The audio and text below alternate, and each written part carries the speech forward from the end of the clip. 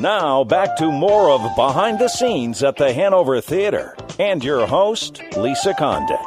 Thanks again as we continue our conversation here with Marlin, the creative force and genius behind this wonderful production, Luma, from Luma Theaters. And let me just say, we talked a lot in the first half about the light and the dark and that play and the intensity of that experience. I just want to point out that Marlin is actually the expert in this whole type of performance art. It's become more popular, but as he was explaining to me during the break, there have been a lot of technological advances in technology, and he's really been a pioneer that is now being copied in some of the things that we see on TV, like America's Got Talent. And really, this show is experienced by people of all ages in very unique ways. So welcome back, Marlin. Hi, thanks for having me back. It's great to come back from a break. I know, it really is, right? So you were just telling me about some of the great reviews you've gotten in the press, and you've been in 15 different countries. You've done 2 tours of China. This is a big deal. Even if people haven't heard about it, it is a big deal. You will see that this is a world-class experience that is being sought after and replicated. Yeah, it's interesting in our technological age. Doug Henning, a magician back in the 70s, was seen by more people in one television show than Harry Houdini was his entire life. Oh, really? Yeah. And Luma has been seen by about 500 million people. We appeared at the Filmfare Awards in India, and the Filmfare Awards are the equivalent of our Oscars. And the Filmfare Awards is Bollywood, and that show was satellite uplinked to 40 countries, and 500 million people watched it. Wow. So I'm looking forward to playing those other 40 countries. You'll get there. Okay, we'll get there. But so, it's not just about the light and the dark. There's also amazing music and the artistry and the expertise that goes into the performance. Were you saying that people are doing this highly skilled work in close quarters, all with bags on their heads? Yeah, the performers are unseen. They're in what's also known as a bonraku or kabuki form, where the performer is dressed entirely in black from head to toe so that they're not seen. And we have to make sure that even their sneakers don't have the little reflective material on it. The performers are looking through a veil. They're working in the dark. They have to make sounds backstage, like clicking with their tongue, so that they're able to know where the other person is standing. You can't see them unless they're holding their lighted prop. And that's part of the magic of the experience, is that you don't see the performer. You're seeing the light. So you don't really see how the various contortions and effort that the performer's going through to create those images. It came a lot from my original work was as a juggler, as I mentioned earlier, and the first Luma piece was juggling illuminated balls to a piece of classical music.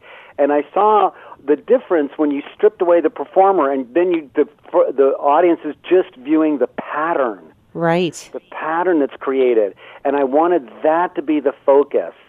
So as we create all of this work, we use hoops, we use fans, we use batons, we use ribbons, we use something that Buckminster Fuller invented called a jitterbug. We're using flags. We're using poi. We're using all of these different things to tell this story. And the performers have to not only learn how to use the prop in the light, but then when they turn off the lights in the studio, then it's like having to relearn it all over again. So there's a specific dance that goes on stage as well as the movement backstage. Because if you deviate from your choreography backstage when you go to get your next prop, you could be crashing into a table or somebody else. Right. And then the music. Tell me more about the music behind all of this. The music, a lot of it has been written by Michael Rapp, who writes, does a lot of musicals, like on the scale of Les Mis and that kind of thing. One of the ones that I got introduced to him was through a musical called Rasputin. And you can find that online, Rasputin the musical. And it's a big orchestrated sound, and yet at the same time he's able to really capture the mood that I was seeking for some of the pieces. And we're adding some new stuff into the show that I'm really, really super excited about. We're actually going to be coming out of the dark. For the purposes of telling the story, there will be 2 scenes where we will actually see people. One is the mother putting the child to bed in the nursery, and another one is later on when the Lumen being, the child's dream body, the Lumen being, finally makes it to the big city, and there's a street lamp with a globe, you know, the kind with globes on it. And underneath it are women, and they pick the globes off of the lamps and do a beautiful routine with the balls. Oh, I can't wait to see. And then, so that's, pardon? I said, I can't wait to see that. You had also said earlier that there's some audience participation. Oh, yeah, we want to make sure that the audience, because it's too often we've been hearing the audience, oh, my God, that looks like so much fun, I want to play with that. So we give them an opportunity to play with some light stuff. And it was one of the reviews, when we played San Francisco, the Chronicle there, the San Francisco Chronicle gave us the review, truly magical, turns an audience of adults into a bedlam of kids. Oh, that's great. And we got 4 stars, and this one particular piece is what makes the crowd just go nuts, and that's what he was responding to. So, yeah, we'll have that part of the And what was that quote show. you were telling me about the multiple generations loving it? That was great, too. Oh, yeah, there was a review that we got in the Minneapolis paper that said that this show is great for grannies, grandkids, and hot first dates. Hot first dates. I bet. You're in the dark. You're watching all of this. I mean, hello. I mean, well, and then that's so funny because you were talking earlier about, you know, the mission. Part of the mission behind all of this is to protect the dark, save the light. I want to talk a little bit about that, and you had a funny little comment. Oh yes, as children we're afraid of the dark, and then as adults we learn that some of the best times we ever have in our lives are when the lights are out. So we need to save that light. That's great. And, you know, we are all about engagement here, right? So there are ways for people to participate and share their stories. And you were talking about how fun it can be to share those stories about the light and, you know, experiences with light. And they go all through holidays. You know, if you look at any kind of festive occasion, there are candles, there are fireworks, there are spotlights. I know, I love it. There's all kinds of fun stuff. And, you know, it's like, again, I want to invite people to go to our Facebook website, Luma Theater, and post a story not only about light or about the dark. You know, I've talked to some folks who are like, yeah, I was in the blackout in New York City, and I was stuck in an elevator for 5 hours. Oh, God. With no light. I mean, and this is back in a time before there was a lot of smartphones or cell phones. Right.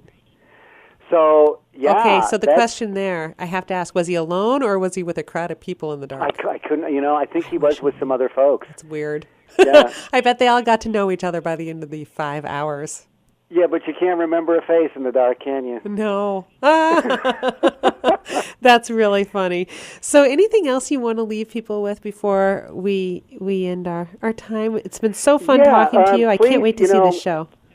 Yeah, go to the. I'm really stoked about coming to the Hanover. I've looked at the I mean, it looks like a beautiful, beautiful theater. And I will say we are very lovely. Yes.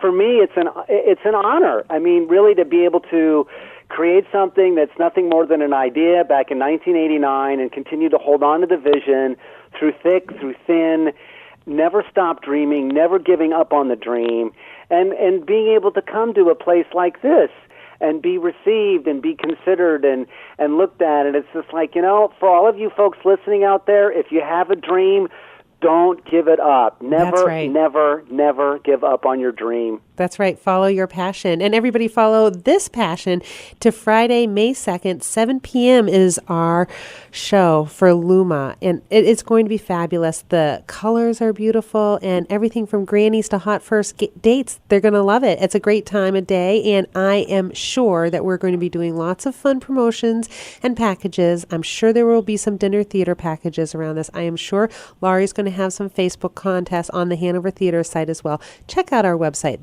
hanovertheater.org, where you can buy tickets, very reasonably priced. We, of course, have discounts for our members and Woo Card holders. And Marlin, it has been such a pleasure talking to you. Looking forward to your show coming to the Hanover Theater, and I hope you have a fabulous day and night. I hope the restaurants are serving a little light fare, and we'll see you in the dark. Sounds perfect. See you at the theater.